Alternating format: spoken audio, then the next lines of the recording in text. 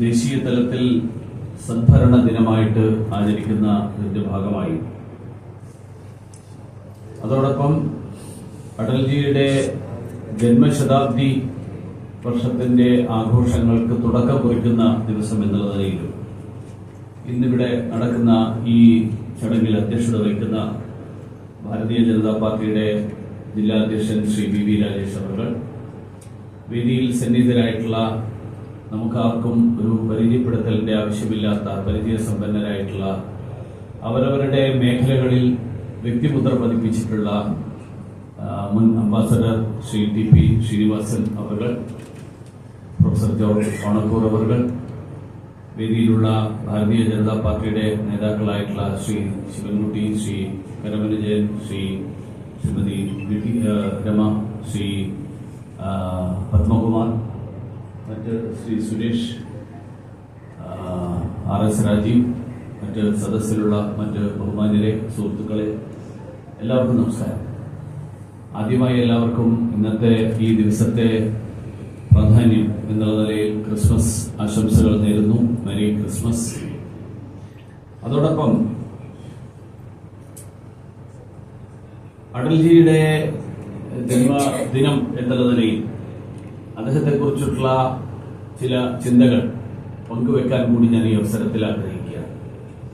രാഷ്ട്രീയമായും വ്യക്തിപരമായും ഒക്കെ ഊഷ്മളമായിട്ടുള്ള നിരവധി ചിന്തകൾ, ഓർമ്മകൾ, അതാണ് അദ്ദേഹത്തെക്കുറിച്ച് എനിക്ക് വ്യക്തിപരമായിട്ട് മാത്രമല്ല ഭാരതീയ ജനതാ പാർട്ടിയുടെയും ഈ രാജ്യത്തെ പൊതുപ്രവർത്തകരായിട്ടുള്ള ആളുകൾക്കും, ഭാരതീയ ജനതാ പാർട്ടി മാത്രമല്ല ഈ രാജ്യത്തെ പൊതുപ്രവർത്തകരായിട്ടുള്ള ആളുകൾക്കും, അങ്ങനെയുള്ള കോടിക്കണക്കിന് ഭാരതീയർക്ക് ഇതേ തരത്തിലായിരിക്കും അടൽജിയെ കുറിച്ചിട്ടുള്ള ഓർമ്മകൾ ഉണ്ടാകുന്നത്. അതുകൊണ്ട് തന്നെയാണ് ഈ വർഷം ഈ ദിവസം സദ്ഭരണ ദിനമായിട്ട് ആചരിക്കാൻ ബഹുമാന്യനായിട്ടുള്ള പ്രധാനമന്ത്രി നരേന്ദ്രമോദിജിയുടെ നേതൃത്വത്തിലുള്ള സർക്കാർ തീരുമാനിച്ചിട്ടുള്ളത്. ഇന്ന് നരേന്ദ്രമോദിജി ഈ രാജ്യത്തെ നയിച്ചുകൊണ്ടിരിക്കുന്നത് അടൽജി കാണിച്ചു തന്ന സദ്ഭരണത്തിന്റെ പാതയിലൂടെയാണ്. അദ്ദേഹത്തിന്റെ ജീവിതത്തെക്കുറിച്ച്, അദ്ദേഹത്തിന്റെ ജീവിതത്തിന്റെ ഓരോ ഘട്ടവും അതിനെക്കുറിച്ച് വിലയിരുത്തുമ്പോൾ ആ ഓരോ ഘട്ടവും ജനക്ഷേമത്തിന് വേണ്ടി മാറ്റിവെച്ചതായിരുന്നു എന്ന് നമുക്ക് കൃത്യമായിട്ട് വിലയിരുത്താൻ സാധിക്കും. 1942 ക്വിറ്റ് ഇന്ത്യ പ്രക്ഷോഭത്തിന്റെ ഭാഗമായാണ് അദ്ദേഹം പൊതുജീവിതത്തിന്റെ തുടക്കം കുറിക്കുന്നത്. അന്ന് അദ്ദേഹം വിദ്യാർത്ഥിയായിരുന്നു. വിദ്യാർത്ഥി എന്നുള്ള നിലയിലാണ് അദ്ദേഹം ക്വിറ്റ് ഇന്ത്യ പ്രക്ഷോഭത്തിന്റെ ഭാഗമാകുന്നതും സ്വാതന്ത്ര്യ സമരത്തിന്റെ ഭാഗമാകുന്നതും അതിലൂടെ പൊതുപ്രവർത്തനത്തിന് തുടക്കം കുറിക്കുന്നത്. പിന്നീട് അദ്ദേഹം ജനസംഘത്തിന്റെ നേതാക്കളിൽ ഒരാളായി. പക്ഷെ അദ്ദേഹത്തിന്റെ ജീവിതം രാഷ്ട്രീയ പ്രവർത്തനത്തിൽ മാത്രം ഒതുങ്ങി നിന്നതായിരുന്നില്ല. നമുക്കറിയാം, അദ്ദേഹം മാധ്യമ പ്രവർത്തകനായിരുന്നു, അദ്ദേഹം സാഹിത്യകാരനായിരുന്നു, കവിയായിരുന്നു, എഴുത്തുകാരനായിരുന്നു, പ്രഭാഷകനായിരുന്നു. രാജ്യത്തെവിടെയും അടൽജിയുടെ പ്രസംഗം എന്ന് പറഞ്ഞാൽ അത് കക്ഷി രാഷ്ട്രീയത്തിനതീതമായി ആ പ്രസംഗം കേൾക്കാൻ ആളുകൾ ഒരുമിച്ച് കൂടുന്ന ഒരു സ്ഥിതി, ആ സ്ഥിതിയാണ് ആ കാലത്തുണ്ടായിരുന്നത്. അതോടൊപ്പം അദ്ദേഹത്തിന്റെ ആശയപരമായിട്ടുള്ള പ്രതിബദ്ധത, രാഷ്ട്രീയ സ്വയംസേവക സംഘം പ്രതിനിധാനം ചെയ്യുന്ന ദേശീയതയുടെ ആശയത്തെ മുറുകെ പിടിച്ചുകൊണ്ടാണ് അദ്ദേഹത്തിന്റെ പൊതുപ്രവർത്തനവും അദ്ദേഹത്തിന്റെ രാഷ്ട്രീയ പ്രവർത്തനവും ഒക്കെ മുന്നോട്ട് കൊണ്ടുപോയത്. ദേശീയതയിൽ അഭിമാനിക്കുകയും അതോടൊപ്പം നമ്മുടെ രാജ്യത്ത് മതത്തിന്റെ അടിസ്ഥാനത്തിലുള്ള പലതരത്തിലുള്ള വേർതിരിവുകൾ, ആ വേർതിരിവുകൾക്കപ്പുറത്ത് ആ വേർതിരിവുകൾ മാറ്റിവെച്ചുകൊണ്ട് എല്ലാ ജനവിഭാഗങ്ങൾക്കും തുല്യ അവകാശം ലഭിക്കണം എന്ന് ആഗ്രഹിക്കുകയും പ്രവർത്തിക്കുകയും ചെയ്ത ഒരാളായിരുന്നു അദ്ദേഹം. അദ്ദേഹത്തിനെ കുറിച്ച് പലതരത്തിലുള്ള തെറ്റിദ്ധാരണകളും ധാരണകളും ഒക്കെ ഉണ്ടായിട്ടുണ്ട്. ആ കാലത്ത് വളരെ സജീവമായിട്ട് ചർച്ച ചെയ്യപ്പെട്ടിരുന്ന അദ്ദേഹത്തെ കുറിച്ചുള്ള ഒരു വിശേഷണം the right man in a wrong party എന്നായിരുന്നു. അദ്ദേഹത്തിനെ കുറിച്ച് ഞങ്ങൾക്ക് ആർക്കും അഭിപ്രായ വ്യത്യാസമില്ല, പക്ഷെ അദ്ദേഹത്തിന്റെ പാർട്ടിയെ കുറിച്ച് ഞങ്ങൾക്ക് യോജിപ്പില്ല. എന്ന് പറഞ്ഞാൽ അദ്ദേഹം മിതവാദിയാണ്, മതേതരവാദിയാണ്, എല്ലാവരെയും ഒരേപോലെ കാണുന്ന ആളാണ്. പക്ഷെ അദ്ദേഹം പ്രവർത്തിക്കുന്ന പാർട്ടി ആ പാർട്ടിയുടെ ആശയത്തോട് ഞങ്ങൾക്ക് യോജിപ്പില്ല. അപ്പൊ അതുകൊണ്ടാണ് അദ്ദേഹത്തിനെ കുറിച്ച് the right man in a wrong party എന്ന് എഴുതിയത്. നമ്മുടെ കണ്ണൂരിൽ നിന്നുള്ള ഒരു മാധ്യമ സഖാവ്, ഞാൻ മാധ്യമ സഖാവ് എന്ന് പറയുന്നത് എല്ലാ അർത്ഥത്തിലും ഉദ്ദേശിച്ചിട്ടുണ്ട്. അദ്ദേഹം ഒരു ലേഖനം എഴുതിയിട്ടുണ്ട്, ഒരു പുസ്തകം എഴുതിയിട്ടുണ്ട്, NP Ullekh the untold Vajpayee എന്ന് പറഞ്ഞു. ആ പുസ്തകത്തിൽ അടക്കം ഇതുപോലെയുള്ള പല തെറ്റിദ്ധാരണകൾ, ആ തെറ്റിദ്ധാരണകൾ പരത്താൻ വേണ്ടിയിട്ടുള്ള ശ്രമം നടന്നിട്ടുണ്ട്. ഞാൻ പറഞ്ഞു വന്നത്, ഇന്ന് പ്രധാനമന്ത്രി നരേന്ദ്രമോദിയെ കുറിച്ച് എങ്ങനെയാണോ കാണുന്നത്, അദ്ദേഹത്തിന്റെ ആശയപരമായിട്ടുള്ള പ്രതിബദ്ധതയെ കുറിച്ച്, അദ്ദേഹത്തിന്റെ നിലപാടുകളെ കുറിച്ച്, അതേപോലെ ശ്രീ അടൽ ബിഹാരി വാജ്പേയിയും അതേപോലെ ഉറച്ച നിലപാടുകളുടെ വ്യക്തിയായിരുന്നു. ഇന്ത്യയുടെ നൂറ്റാണ്ടുകളുടെ പാരമ്പര്യം, ആ പാരമ്പര്യത്തിൽ അഭിമാനം കൊണ്ട ഒരു വ്യക്തിയായിരുന്നു അദ്ദേഹം. അത് അദ്ദേഹത്തിന്റെ കവിതകളിലും നമുക്ക് കാണാൻ കഴിയും. അദ്ദേഹത്തിന്റെ പ്രത്യേകത, അടൽ എന്നുള്ള വാക്ക് അദ്ദേഹത്തിന്റെ പേരിന്റെ ഭാഗമായിരുന്നു, പക്ഷേ അത് അദ്ദേഹത്തിന്റെ പെരുമാറ്റത്തിലും സ്വഭാവത്തിലും ഉണ്ടായിരുന്നു. അടൽ എന്ന് പറഞ്ഞാൽ ഉറച്ചു നിൽക്കുന്നത് എന്നാണ് അർത്ഥം, ഉറച്ചത് എന്നാണ്. ജനപക്ഷത്ത് നിന്നുള്ള നിലപാടുകൾ, ജനപക്ഷത്ത് നിന്നുകൊണ്ടുള്ള നിലപാടെടുക്കുന്നതിലും അദ്ദേഹത്തിന്റെ ആ നിലപാടുകൾ വളരെ ഉറച്ച നിലപാടായിരുന്നു.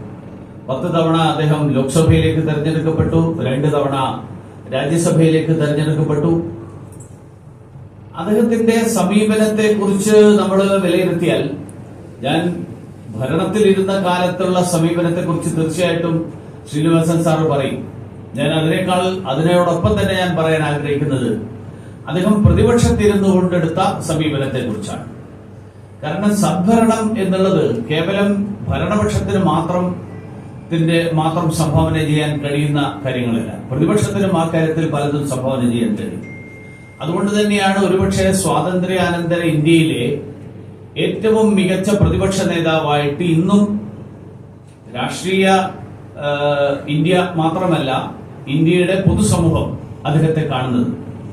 ഇപ്പൊ നമ്മൾ പ്രതിപക്ഷ നേതാക്കന്മാർ എങ്ങനെയാണ് പെരുമാറുന്നത് എന്നുള്ളതിന്റെ പല ചിത്രങ്ങളും ഈ അടുത്ത ദിവസങ്ങളിലൊക്കെ കണ്ടുകഴിഞ്ഞു. പാർലമെന്റിന്റെ മുറ്റത്ത് നിന്ന് ഇന്നലെ ഒരാൾ പറഞ്ഞത്, ഒരു ട്വിറ്ററിൽ കണ്ടത്, the opposition leader exhibits it's biceps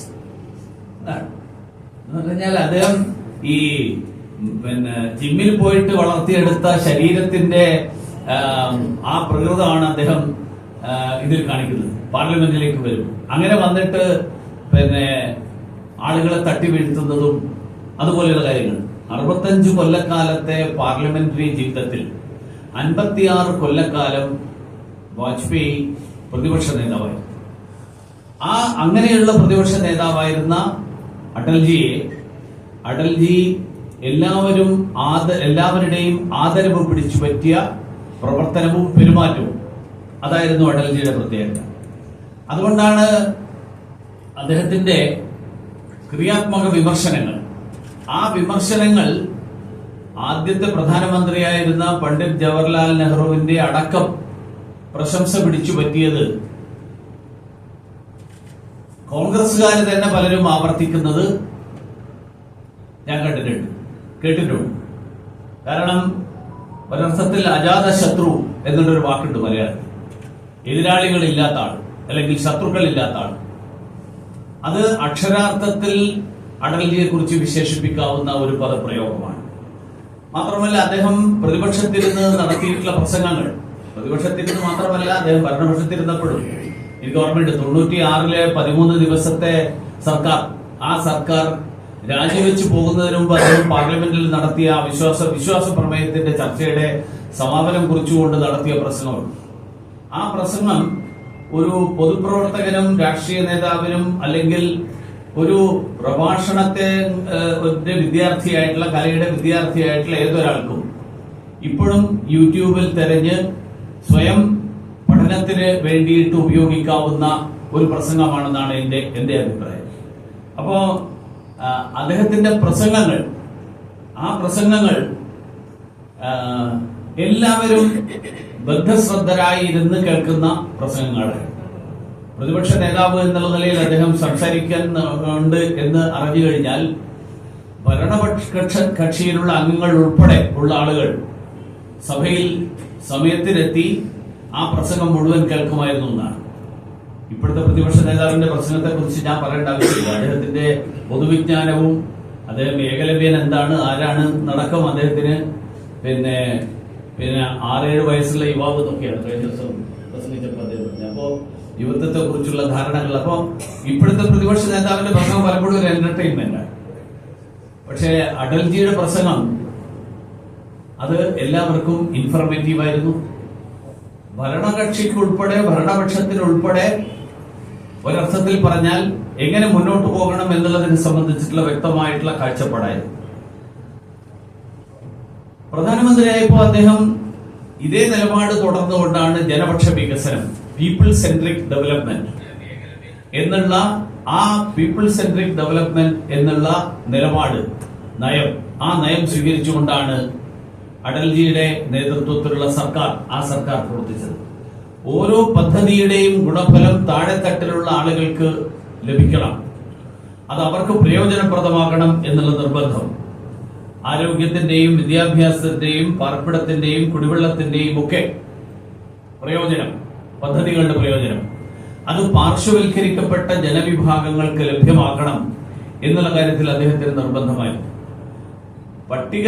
പട്ടികവർഗ വകുപ്പ്, പട്ടികവർഗ ജനവിഭാഗങ്ങൾക്ക് വേണ്ടിയിട്ടുള്ള പ്രത്യേക വകുപ്പ്, ആ പ്രത്യേക വകുപ്പ് സ്വതന്ത്ര ഇന്ത്യയിൽ ആദ്യമായിട്ട് സൃഷ്ടിക്കപ്പെട്ടത് ശ്രീ അടൽജി പ്രധാനമന്ത്രിയായിരുന്ന കാലത്താണ്. കാരണം നമ്മുടെ സമൂഹത്തിലെ ഏറ്റവും ഒരർത്ഥത്തിൽ പറഞ്ഞാൽ പാർശ്വവൽക്കരിക്കപ്പെട്ടവരും അധസ്ഥിതരും ഒക്കെ ആയിട്ട് കണക്കാക്കപ്പെടുന്ന ജനസമൂഹം, അങ്ങനെ ഒരു ജനസമൂഹത്തിന് വേണ്ടിയിട്ട് സാമൂഹ്യക്ഷേമ വകുപ്പിന്റെ ഭാഗമായി നിന്നിരുന്ന പദ്ധതികൾ, ആ പദ്ധതികളിൽ ഗിരിവർഗ അല്ലെങ്കിൽ പട്ടികവർഗ വിഭാഗത്തിൽപ്പെടുന്ന ആളുകളുടെ പദ്ധതികൾ പ്രത്യേകം എടുത്ത് അതിനെ ഒരുമിച്ച് ചേർത്തുകൊണ്ട് പട്ടികവർഗ വിഭാഗത്തിന് വേണ്ടിയിട്ടുള്ള പ്രത്യേക വകുപ്പ് രൂപീകരിച്ചതും അദ്ദേഹത്തിന്റെ കാലത്താണ്. 2000-ൽ ആരംഭിച്ച അന്ത്യോദയ പദ്ധതികൾ അത് ദീൻദയാൽ ഉപാധ്യായയുടെ സ്വപ്ന സാക്ഷാത്കാരം കൂടിയായിരുന്നു. കാരണം ഭാരതീയ ജനസംഘത്തിന്റെ വളർച്ചയും ഭാരതീയ ജനസംഘത്തിന്റെ കെട്ടിപ്പടുക്കാൻ വേണ്ടിയിട്ടുള്ള പ്രവർത്തനങ്ങൾ, ആ പ്രവർത്തനങ്ങളിൽ ശ്രീ ബൽരാജ് മധോക്, അതിനുശേഷം ശ്രീ അടൽജി, അതോടൊപ്പം ദീർഘകാലം 52 തൊട്ട് 1967 വരെ ജനസംഘം രൂപീകരിച്ച് ആദ്യത്തെ 15 വർഷക്കാലം ഭാരതീയ ജനസംഘത്തിന്റെ ജനറൽ സെക്രട്ടറി എന്നുള്ള നിലയിൽ പ്രവർത്തിച്ച ശ്രീ ദീൻദയാൽ ഉപാധ്യായ, അദ്ദേഹമാണ് ഭാരതീയ ജനതാ പാർട്ടിയുടെ അല്ലെങ്കിൽ ഭാരതീയ ജനസംഘത്തിന്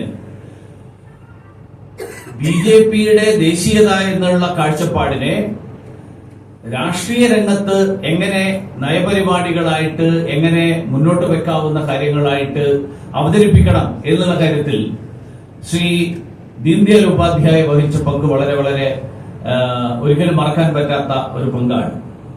അദ്ദേഹത്തോടൊപ്പം പ്രവർത്തിച്ച ആള് എന്നുള്ള നിലയിൽ അടൽജി ദീൻദയാൽജിയുടെ പാതയിലൂടെ ദീൻദയാൽജി മുന്നോട്ട് വെച്ച ആശയങ്ങൾ പ്രാവർത്തികമാക്കാൻ ശ്രമിക്കുക എന്നുള്ളതായിരുന്നു അടൽജിയുടെ സർക്കാരിൽ കൂട്ടുമന്ത്രിസഭയിൽ ഉൾപ്പെടെ ശ്രമിച്ചിരുന്നത്.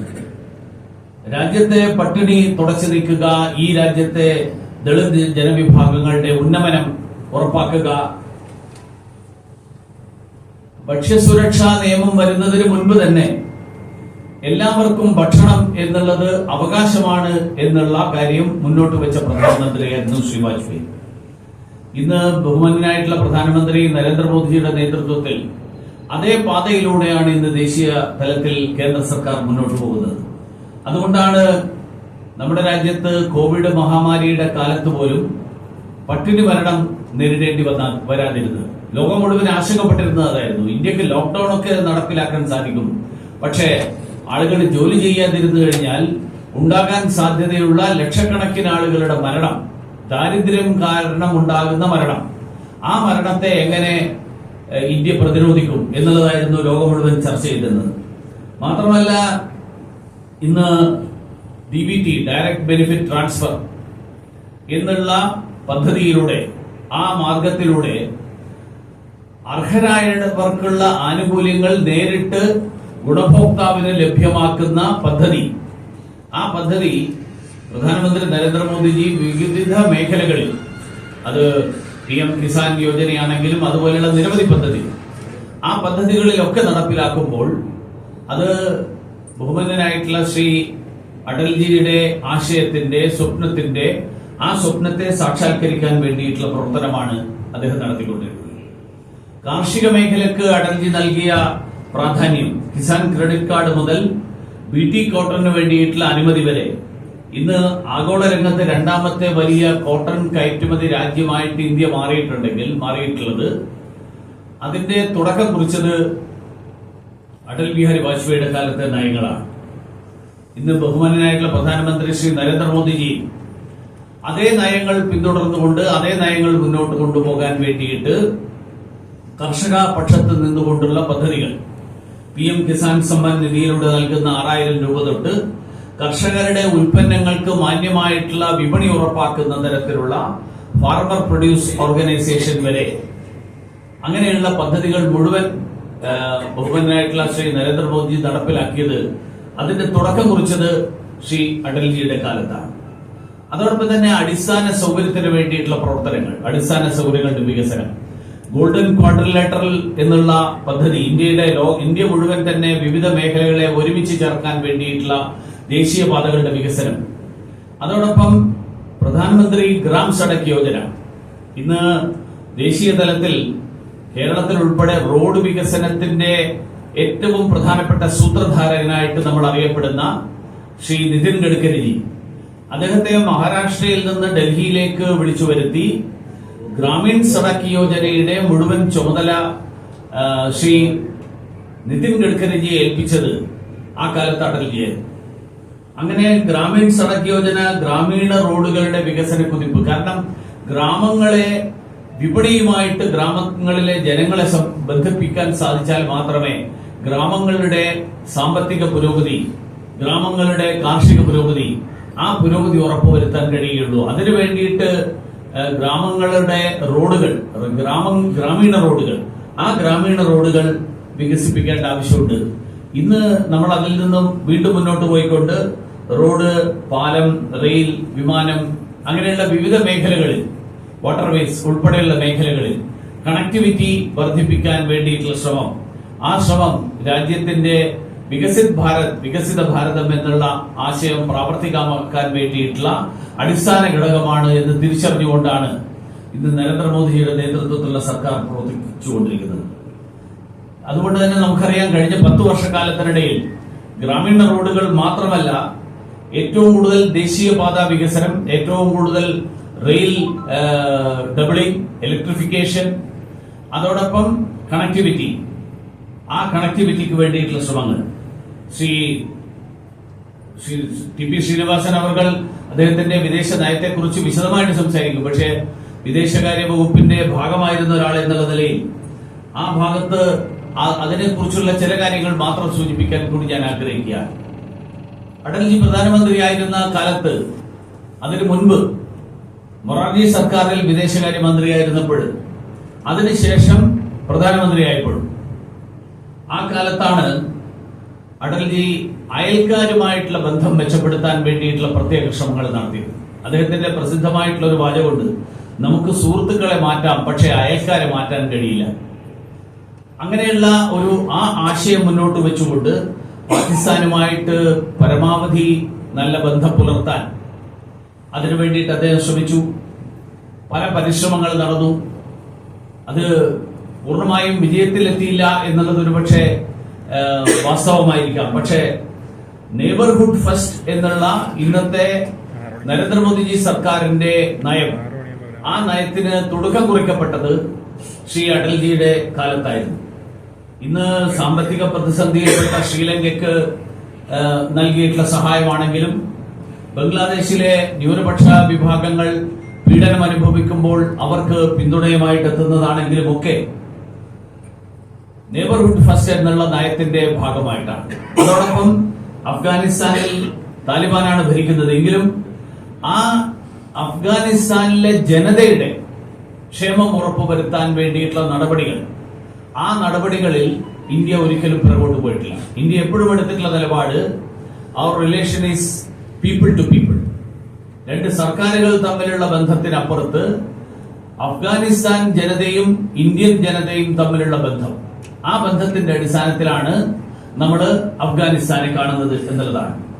അതുകൊണ്ട് തന്നെയാണ് ഈ അടുത്ത ദിവസം നമ്മളെല്ലാവരും ശ്രദ്ധിച്ചിട്ടുണ്ടാവും, ശ്രീലങ്കയില് തെരഞ്ഞെടുക്കപ്പെട്ട പുതിയ പ്രസിഡന്റ് അനുര ദിസനായക്കെ അദ്ദേഹം ചുമതല ഏറ്റെടുത്തതിന് ശേഷം അദ്ദേഹത്തിന്റെ ആദ്യത്തെ വിദേശ സന്ദർശനം മുൻകാലങ്ങളിലുള്ള മിക്കവാറും എല്ലാ ശ്രീലങ്കൻ ഭരണത്തലവന്മാരും ചെയ്തിട്ടുള്ളത് പോലെ തന്നെ ആദ്യത്തെ വിദേശ സന്ദർശനം ഇന്ത്യയിലേക്ക്.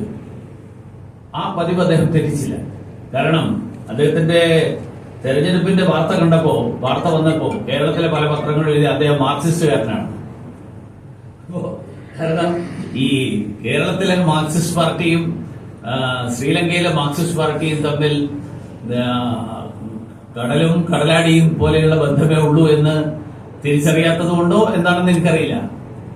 ഈ ദിസനായകെ തെരഞ്ഞെടുക്കപ്പെട്ടപ്പോ ദേശാഭിമാനിക്ക് അത് വലിയ വാർത്തയായിരുന്നു. കാരണം അദ്ദേഹം ഇടതുപക്ഷമാണ്, നമ്മുടെ ആളാണ്, കൊളംബോയിൽ ഇരുന്നിട്ട് മോദിക്കെതിരായിട്ടുള്ള പോരാട്ടം തുടങ്ങാൻ പോവാണ് എന്ന് വിചാരിച്ച ധാരാളം ആൾക്കാർ കേരളത്തിലുണ്ട്. അപ്പൊ അതൊക്കെ ഈ ലെഫ്റ്റ് വിങ് എന്നുള്ള വാക്കിന് ഈ ഡിവൈഎഫ്ഐക്കാര് അത് മുഴുവൻ ഞങ്ങളുടെ ആൾക്കാരാണ് എന്ന് കരുതുന്ന ഒരു സമീപനം. ആ സമീപനമല്ല വാസ്തവം. ലെഫ്റ്റ് വിങ് എന്നുള്ളത് ആ രാജ്യത്തിനെ സംബന്ധിച്ചിടത്തോളം ഉള്ള ഒരു ലെഫ്റ്റാണ്. അതേസമയത്ത് അവരെ സംബന്ധിച്ചിടത്തോളം അവരുടെ നാടിന്റെ ക്ഷേമം, ആ നാടിന്റെ ക്ഷേമം ഉറപ്പുവരുത്തുന്ന കാര്യത്തിൽ ഇന്ത്യയുമായിട്ടുള്ള സൗഹൃദം എത്ര പ്രാധാന്യമുള്ളതാണ് എന്ന് തിരിച്ചറിഞ്ഞത് കൊണ്ട് തന്നെയായിരിക്കണം ശ്രീ അനുരാഗ് ദിസനായക്കെ അദ്ദേഹത്തിന്റെ ആദ്യത്തെ സന്ദർശനം അദ്ദേഹത്തിന്റെ മുൻകാലങ്ങളിലുള്ള പല പ്രസിഡന്റുമാരും ചെയ്തിട്ടുള്ളത് പോലെ തന്നെ ഇന്ത്യയിലേക്ക് വന്ന് നരേന്ദ്രമോദിജിയെ കണ്ട് ബാക്കി മുതിർന്ന നേതാക്കന്മാരെയൊക്കെ കണ്ട് ഇന്ത്യയുടെ സൗഹൃദവും സഹകരണവും ഉറപ്പാക്കിക്കൊണ്ടാണ് അദ്ദേഹത്തിന്റെ പ്രവർത്തനം മുന്നോട്ട് പോകുന്നത്. കാരണം ലോകബാങ്കിന്റെ കടക്കെണിയിൽ പെട്ട് കിടക്കുന്ന ഒരു രാജ്യം, ആ രാജ്യത്തിന് മുന്നോട്ട് പോകാൻ കരുത്തായിട്ടുള്ളത് ഇന്ത്യയുടെ നയങ്ങളാണ്.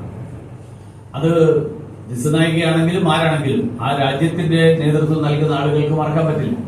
അപ്പൊ അങ്ങനെയുള്ള ഒരു നെയ്ബർഹുഡ് ഫസ്റ്റ് അടൽജിയുടെ കാലത്ത് തുടങ്ങി വെച്ച ഒരു നയം, ആ നയമാണ് ഇന്നും അയൽ രാജ്യങ്ങൾക്കടക്കം പ്രയോജനപ്രദമായിട്ടുള്ള സമീപനമായിട്ട് മാറിക്കൊണ്ടിരിക്കുന്നത്. അങ്ങനെ ഒരു അടൽജിയുടെ ഭരണത്തെക്കുറിച്ചോ അടൽജിയുടെ നിലപാടുകളെ കുറിച്ചോ നിരവധി കാര്യങ്ങൾ പറയാനുണ്ടാവും. ഉദാഹരണത്തിന് 98-ലെ പൊഖ്റാനെ കുറിച്ച് ശ്രീനിവാസൻ സാർ പറയായിരുന്നു. പൊഖ്റാനെ കുറിച്ച് ലോകം മുഴുവൻ പ്രതിഷേധം പ്രകടിപ്പിച്ചപ്പോ അടൽജി 2 ദിവസം മിണ്ടാതിരുന്നു. അത് കഴിഞ്ഞിട്ട് ഒരു ആണവ ബോംബ് കൂടി പൊട്ടിച്ചു. അതായിരുന്നു അദ്ദേഹത്തിന്റെ മറുപടി. ഒരു പരീക്ഷണം കൂടിയാണ്. അപ്പൊ അതിനോട് പ്രതികരിക്കേണ്ടത് എങ്ങനെയാണ് ഈ രാജ്യത്തിന്റെ കരുത്ത് പ്രകടമാക്കേണ്ടത് എന്നുള്ളതിനെ കുറിച്ച് അടൽജിക്ക് ഒരു സംശയമില്ല. ഈ രാജ്യത്തിന്റെ ശക്തിയെക്കുറിച്ച് അദ്ദേഹത്തിന് സംശയമില്ല.